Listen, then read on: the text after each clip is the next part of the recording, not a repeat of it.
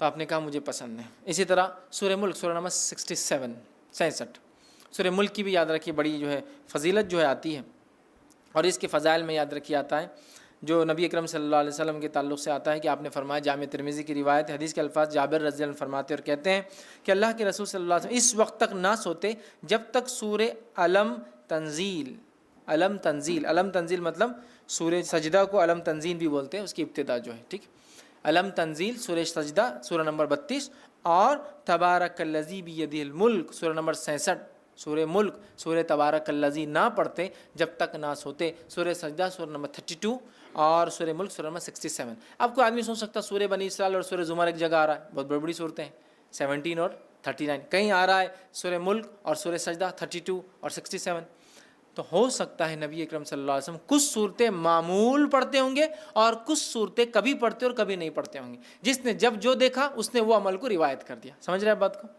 کچھ صورتیں آپ معمول پڑھتے ہوں گے، کنٹینیوسلی پڑھتے ہوں گے، اور کچھ صورتیں آپ کبھی پڑھتے ہوں گے اور کبھی نہیں، مطلب ایک سیٹ آف صورتیں آج، ایک سیٹ آف صورتیں کل، آپ اور ہم بھی کر سکتے ہیں، کبھی سورہ بنی اسرائیل اور سورہ زمر پڑھ کے سو گئے، کبھی سورہ ملک اور سورہ سجدہ پڑھ کے سو گئے، ہے نا، اور آپ سب کچھ صورتیں مسلسل مکمل اور ہمیشہ، ایسا سورہ اخلاص سورہ فلق سورہ ناس چھوٹی چھوٹی ہمیشہ۔ تو یہ آپ کا معمول الگ الگ وقتوں میں رہا ہوں گا، اور دیکھنے والے نے جب دیکھا اس نے وہ بات آپ کی روایت کر دی، یا واللہ عالم آپ سب ایک ساتھ کرتے ہوں گے، واللہ عالم، اللہ ہی بہتر جانتا ہے،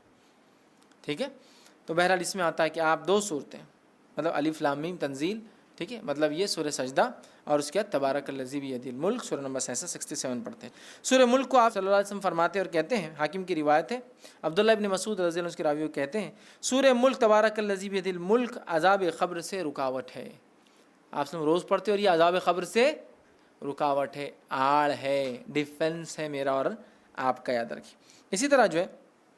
سورہ ملک قیامت کے روز اپنے پڑھنے والوں کے لیے سفارش کریں گی، یہ ابن ماجہ کی روایت ہے۔ سورہ ملک سفارش کریں گی، یاد رکھیے، حتیٰ کہ وہ جھگڑا کریں گی اور اس پڑھنے والے کو بخشا کر لے جائیں گی، خبر میں بھی بینیفٹ،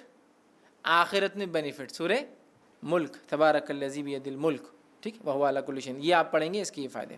اسی طرح سورہ ملک پڑھنے والے کی مغفرت کے لیے قیامت کے روز اللہ تعالیٰ سے یہ سورہ جھگڑا کریں گی اور جنت میں لے جائیں گی، عذاب قبر سے محفوظ رکھیں گی، آخرت میں اللہ تعالیٰ سے جو ہے مجادلہ کریں گی، جھگڑا کریں گی، اور جنت میں بھی لے جائیں گی اپنے پڑھنے والے کو، ٹھیک۔ یہ جو ہے طبرانی کی روایت میں کہ جنت میں لے جائیں گی، ٹھیک ہے۔ بہت ہی جو ہے اہم صورت ہے۔ اس کے تعلق سے ایک بات جو آتی ہے، ابن کثیر رحمہ اللہ نے اپنی تفسیر میں سورہ ملک کی اس کو روایت کیا، وہ روایت اس طرح سے، سورہ ملک خود پڑھنی چاہیے اپنے بیوی بچوں کو، حتیٰ کہ اپنے پڑوسیوں کو بھی اس کے پڑھنے کی تلقین کرنا چاہیے، اور صحابہ ایسا کرتے تھے، خود پڑھتے تھے، اپنے بیوی بچوں کو بولتے تھے، اور اڑوس پڑوس میں بولتے تھے سورہ ملک پڑھا کرو بھائی، سورہ ملک پڑھا کرو۔